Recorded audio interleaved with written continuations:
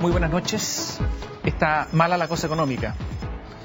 Y claro, cuando se habla de economía se habla de grandes cifras, de crecimiento potencial, de la deuda, del déficit estructural, en fin, de ese tipo de cosas, pero esto afecta a las personas, a las familias.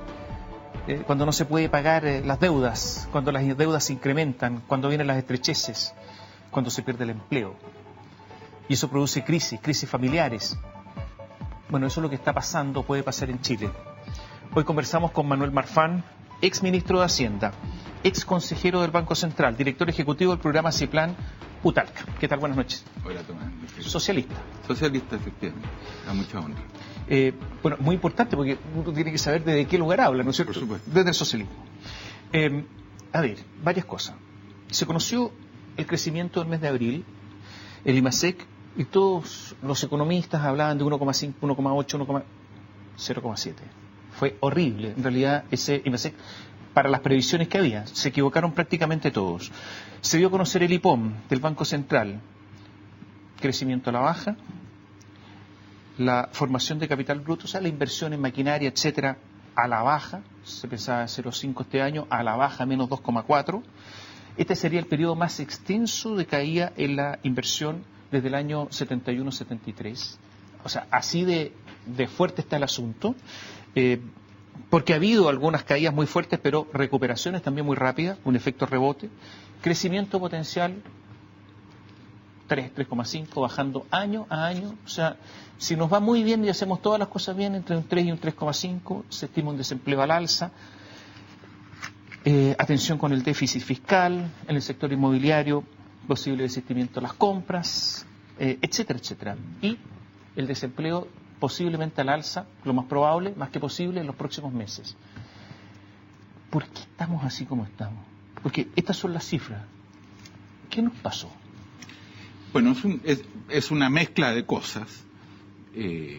Uno es que, al igual que, no es lo único, pero sí lo más importante es que, al igual que el resto de América Latina y en general de los exportadores de commodities, estamos sufriendo una baja mucho más brusca de lo que se pensaba en los precios. Y esto ha afectado particularmente a varias economías de América, de Sudamérica, y todas ellas han venido corrigiendo sus proyecciones de crecimiento en el corto plazo a la baja. Y en eso Chile, estoy hablando de las proyecciones que aparecen hechas por los propios bancos centrales. Y Chile está dentro del montón en materia de los órdenes de magnitud de lo que ha bajado su proyección. Se destaca Brasil, porque Brasil tiene problemas graves adicionales, que podemos hablarlos después, porque nos compete a nosotros. Echaron a la presidenta. ¿Tiene otro tipo de problemas? Sí, pero la echaron no por los problemas de Petrobras, sino que la echaron por mentir en las cifras fiscales. Así es. Ellos tienen una regla fiscal y que para efectos de poder generar un bienestar transitorio se elevó el gasto de manera de incumplir esa regla fiscal y mintió el gobierno que ella encabeza en la declaración de esas cifras por cifras gigantescas. Son una corrección de 2,5% del PIB, lo cual en términos fiscales es muy grande. Y esa es la proyección para adelante difícil de corregir. Pero volviendo al tema original, ese es un tema. Pero hay un tema adicional acá que es propio de Chile. Es lo que en algún momento el Banco Central llamó el componente autónomo. El Fondo Monetario también se ha referido a esto, que es un cambio en las percepciones y expectativas respecto de la posibilidad del crecimiento de largo plazo de la economía chilena. Respecto del primer tema, la caída de los precios, en particular del cobre, hay que señalar que en el mejor momento del cobre, la inversión en los otros sectores que se exportan cayó, se resintió porque cuando el cobre le va bien, los tipos de cambio es más bajo, hay una serie de efectos Y esos son sectores que están repuntando. En la última proyección del Banco Central, el sector más dinámico es las exportaciones de bienes y servicios, no cobre. Esas están empezando a mostrar efectos de un tipo de cambio más alto. Pero en el segundo tema, yo ese creo que es un tema que es muy preocupante. Es muy sorprendente cómo la tasa de crecimiento de mediano y largo plazo en Chile ha venido cayendo sistemáticamente y de una manera muy más que no se predijo antes que iba a caer así. Pero de una manera muy abrupta. De una manera fuerte. Exactamente. Y esa es la percepción que también existe en la ciudadanía. Uno de los índices de expectativas es el IPEC, el índice de percepción económica. Y ese tiene varios subconjuntos. Y una pregunta que se hace es, ¿cuál evalúa usted que es la percepción de la economía de aquí a 5 años? El peor punto que había habido en la historia de Chile, este es un índice que se construye desde comienzo de los años 2000, fue para la crisis mundial del año 2008. En los últimos meses hemos sobrepasado ese mínimo varias veces. Pero por eso hago la pregunta, ya, el cobre, está bien. Sí, pero Perú, está este otro componente. Exacto, Perú está creciendo, incluso el Fondo Monetario Internacional estableció una proyección mayor incluso a la que había presupuestado para Perú este año, hace algún tiempo. Está bien compararnos con Brasil, pero Brasil está con otros problemas, pero uno se compara con Colombia, con países que tienen cierta normalidad, con Uruguay, y resulta que nosotros estamos en el vagón de cola, entonces algo nos pasó. Sí. Y yo me acuerdo que usted, en algún momento, el agosto del año pasado, casi un año atrás, dice, hace 4 o 5 meses pensaba que había que dar vuelta a la página y ponerse a pensar en el programa del próximo gobierno. Sí. O sea, ya iniciando 2015, usted era un decepcionado total de la performance económica de este gobierno. ¿Qué le había pasado? ¿Qué le pasó? Bueno, o sea, después de esto, claro, las cifras a usted le dan la razón, está bien. Sí. Y esto más allá del cobre, ¿eh? Sí, pero claro, lo que pasa es que me estaba refiriendo a los efectos más de corto plazo, pero hay una visión más larga que es la que yo tengo la impresión que es la más preocupante.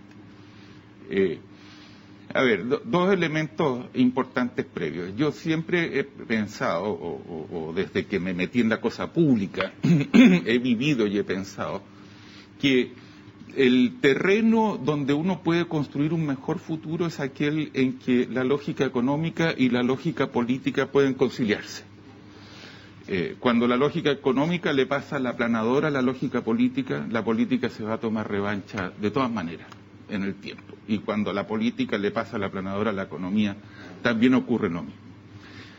Ese es un considerando. Y el segundo considerando, también muy corto, es que el pensamiento socialista más tradicional, más histórico, más antiguo, siempre ha tratado de conciliar a su vez lo que se llama el desarrollo de las fuerzas productivas, el desarrollo productivo con la relación entre el capital y el trabajo, las relaciones sociales. ¿Se refiere a la sociales. socialdemocracia tradicional? Y también incluyo a la socialdemocracia también. ¿Usted cree que este gobierno no es eso? Yo tengo la impresión que en general el progresismo en América Latina, y para eso incluyo Argentina, Brasil bajo la lógica de Dilma. Yo creo que Lula fue un gobierno de características distintas, Bolivia, Ecuador, Nicaragua, Venezuela. Son todos un progresismo que se quedan solamente en la parte más redistributiva o de incorporación de los postergados, pero los temas de desarrollo productivo los postergaron y en general son todas economías que hoy día a la larga lo terminan pasando muy mal. ¿En eso incluye este gobierno que se dice que no tuvo una preocupación por el crecimiento? Yo tengo la impresión de que en las reformas emblemáticas, en lo tributario afecta la recaudación para financiar una reforma educacional, pero también tiene efectos económicos. Y la variable que a mi juicio innecesariamente se sacrificó fue el crecimiento de largo plazo. Porque el grueso de la recaudación viene de ponerle más impuesto al ahorro de las empresas. Y eso se recauda mucho, pero a la larga es un mal negocio. ¿Usted cree que en materia tributaria más allá de subir los impuestos, que puede ser. Sí, sí. Hubo un cambio en la filosofía tributaria del país, desde el concepto del ahorro al concepto de gasto. A ver, no sé si lo pondría en esas palabras. El sistema tributario en Chile siempre premió el ahorro y castigó el consumo, pongámoslo en esos términos. También es cierto que las empresas se fueron acostumbrando a un sistema y hicieron uso y abuso de resquicios para pagar injustamente menos impuestos. Lo correcto habría sido corregir ese problema, pero no cambiar la lógica de un sistema que premia el ahorro. La predicción del Banco Central para este y el próximo año, por primera vez en más de 30 años, vamos a cruzar la barrera psicológica de un ahorro por debajo del 20% del PIB. Esa es una variable que está muy ligada al crecimiento. En la reforma educacional, todo lo educacional tiene que ver con los temas distributivos, pero también tiene que ver con temas de crecimiento, porque ahí hay capital humano, hay una serie de cosas. Desde el punto de vista de crecimiento, y a mi juicio también desde el punto de vista social, los recursos son mucho más potentes en su impacto sobre crecimiento mientras se gastan bien, de buena manera, en los sectores de más baja edad. El orden de los factores es preescolar, primaria, secundaria o media, universitaria. Y el grueso de los recursos va para darle un alivio económico a las familias que tienen hijos en las universidades, lo cual es correcto para los grupos que no pueden financiar el estudio de sus hijos. Pero desde el punto de vista de mejoramiento de la calidad de la educación, a mi juicio, no hay mucho. Entonces, nuevamente, la variable que se sacrifica es el crecimiento de largo plazo. Y en el tema laboral, la reforma laboral también, ese es un aspecto en el cual los temas de crecimiento de largo plazo, los temas que afectan la asignación de recursos, también se postergó. Y esto no significa en ningún caso que yo no crea que es absolutamente necesario en nuestro país darle más espacio a los sectores que han estado siempre postergados, de poder eliminar en tiempos breves el trato indigno que existe hacia muchas personas. Yo no renuncio a nada de eso. Lo que yo estoy diciendo es otra cosa. Es como Suecia tuvo 40 años de gobierno socialista y saltó al desarrollo. La España de Felipe González fue un gobierno socialista y también dio un salto importante a ser un país desarrollado europeo. Pero acá ese aspecto de cuidar de que las futuras generaciones sean mejores que las actuales, ese es el tema principal asociado al crecimiento, es el tema que se ha venido postergando. A propósito del crecimiento, usted dice que el gobierno se olvidó del crecimiento, lo dijo en una entrevista, y dijo que este gobierno, más que populista, era corporativista, había un tinte corporativista, y que al olvidarse del crecimiento, ni siquiera es socialista, es corporativista y de tipo peronista, dijo. Lo acusó a este gobierno de...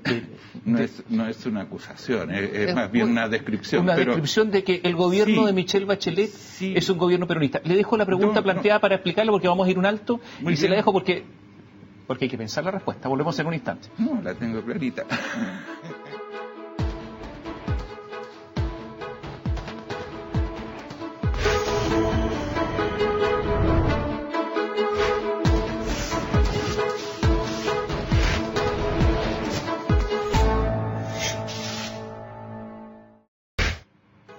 El economista Manuel Marfán nos acompaña esta noche. La pregunta quedó planteada porque, ¿sabe? Es una cosa que se conversa a veces en café, en medio de un pasillo.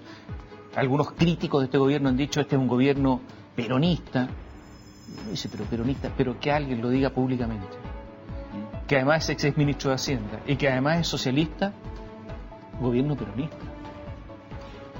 Sí, es una caracterización, una descripción más bien que una acusación. Lo que pienso es lo siguiente: yo milito en el Partido Socialista hace 30 años, desde el año 1986. Siempre he ejercido mi militancia en la Comisión Económica del partido. Y los temas que siempre se discutieron en la Comisión Económica eran temas de desarrollo productivo. Desarrollo productivo porque ese es el rol que los economistas pueden aportar en la discusión interna del partido. Y por lo tanto, cuando ese tema, en un gobierno donde participa el Partido Socialista, que es el tema que siempre se termina sacrificando, yo digo que eso no responde al pensamiento socialista tradicional ni a las experiencias más exitosas que uno ha visto en otros países Y sí, cuando uno se queda solamente con la parte de las relaciones sociales de producción, se queda sin el desarrollo de las fuerzas productivas, termina siendo efectivamente una política que es muy de alianza hacia intereses corporativos específicos, que son las dirigencias sindicales, o en este caso las dirigencias de los estudiantes, o cosas por el estilo. Y eso es una característica que es propia de lo que es efectivamente el peronismo de izquierda en Argentina. ¿Por qué cree usted que Michelle Bachelet cayó de la concepción socialista que usted tiene, ella socialista, en lo que usted llama el peronismo? A ver, en una concepción peronista, en políticas peronistas. Yo nunca he tenido una interacción con ella, es una persona a la cual, a pesar de eso, le tengo mucha estima y mucho respeto. Yo más bien tengo la sensación de que hubo un problema de diseño del gobierno, donde la idea era que, a diferencia de antaño, ¿no es cierto?, un ministro de Hacienda que no tuviera la capacidad de volcar ideas que vinieran del ámbito político.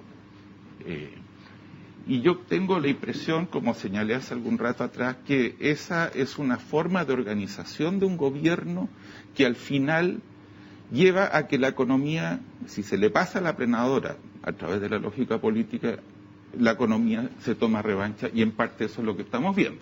Entonces, es un problema de una organización del gobierno que aquellos que trataban de poner cordura de la economía en las discusiones, se les decía aquí mejor que no participe gente que tiene agenda propia, entendiendo que los temas propios del crecimiento y de la economía a largo plazo era una agenda propia, porque esa no tiene su raíz en normalmente una discusión política pura. Aquí hay el Partido Socialista apoyaba mucho a Michelle Bachelet. Así es. Quien toma las decisiones es la Presidenta de la República, no la toma otro. Alberto Arenas fue el primer ministro de Hacienda de este gobierno socialista. Sí. ¿Aquí hay un fracaso en un sector del socialismo? Yo tengo la sensación que el problema no es estrictamente del Partido Socialista, porque el apoyo a la lógica política, sin que haya una conciliación con la lógica económica, uno la ve en la democracia cristiana, la ve claramente en el PPD,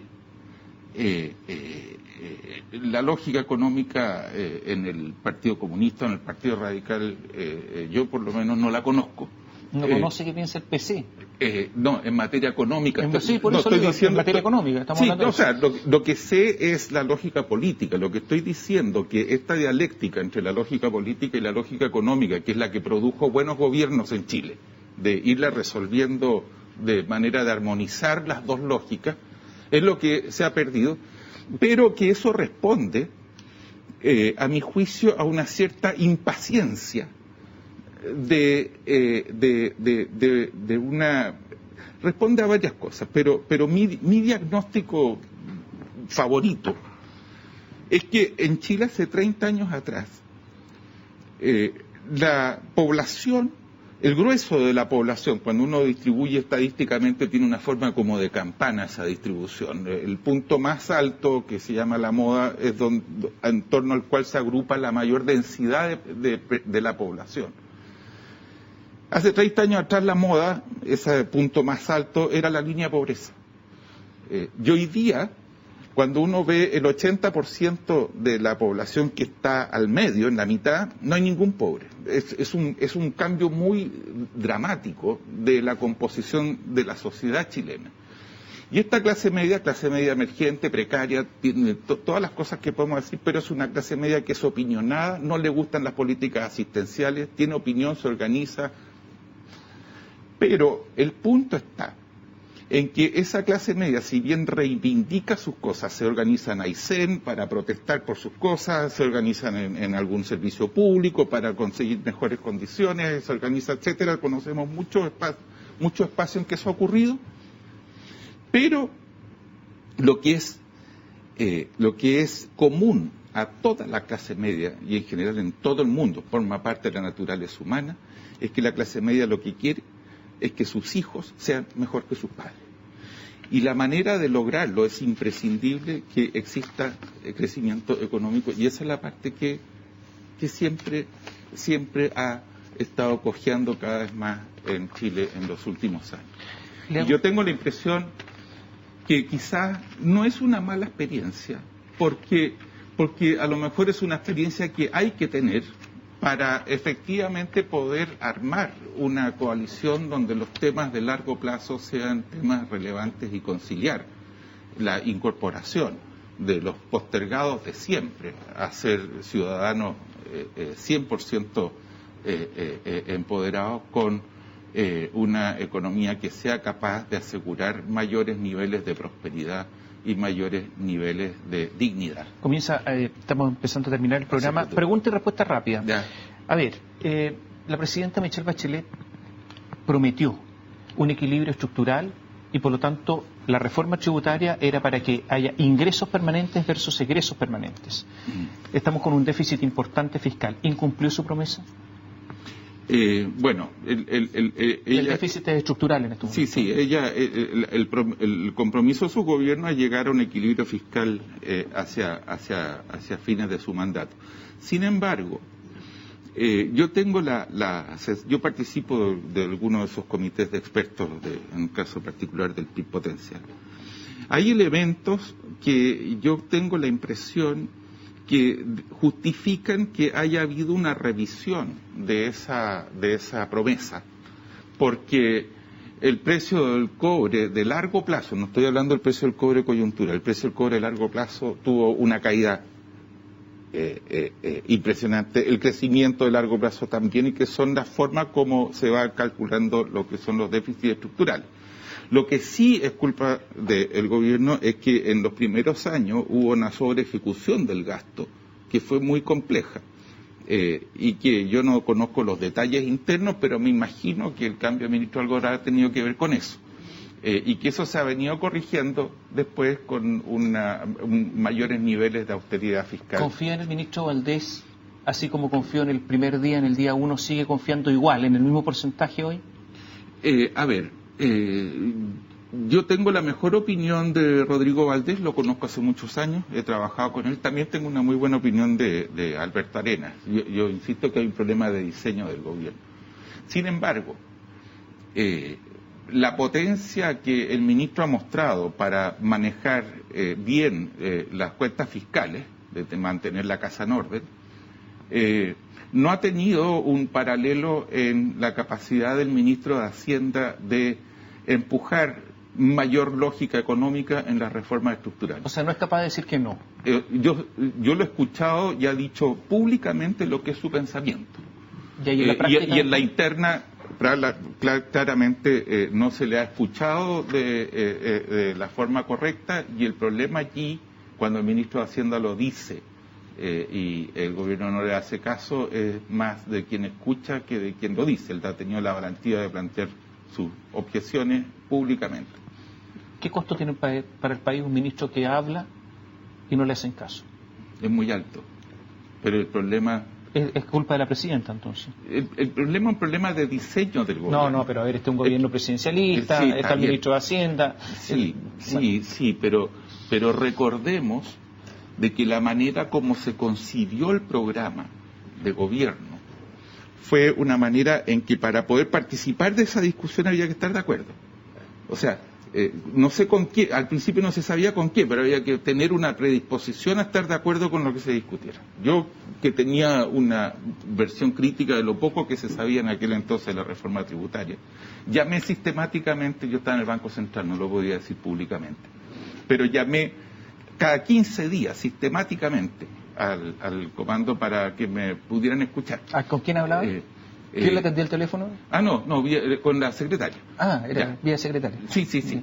Y nunca se me respondió la llamada, porque obviamente la idea era, y yo tengo la impresión que ese costo el gobierno ya lo pagó, la salida de lo que se llama la G90 o qué sé yo, quienes concibieron así el gobierno, pero quedan resabios de una manera de concebir cómo se ejerce el gobierno, que a mi juicio es muy equivocada desde el momento en que la variable que se lesiona es la de la lógica económica en el largo plazo. ¿Y de la confianza? Bueno, esa es una de las consecuencias de un gobierno que entra con una mayoría aplastante, con los titulares de las reformas, y que hoy día esas reformas tienen opiniones mayoritariamente contrarias, y no es que la gente, a mi juicio, hay algo de wishful thinking en lo que estoy diciendo, pero yo tengo la impresión que la gente sí quiere mejor educación, sí quiere mejor equilibrio entre lo que es la negociación entre trabajadores y empresarios, también quiere un Estado que recaude más impuestos para poder desarrollar ordenadamente su programa. Pero no esta reforma tributaria, no esta reforma laboral, ni esta reforma educacional. Muchas gracias. Gracias por estar con nosotros esta noche. Al contrario, gracias por invitarme. Y a ustedes muchas gracias por seguirnos. Buenas noches.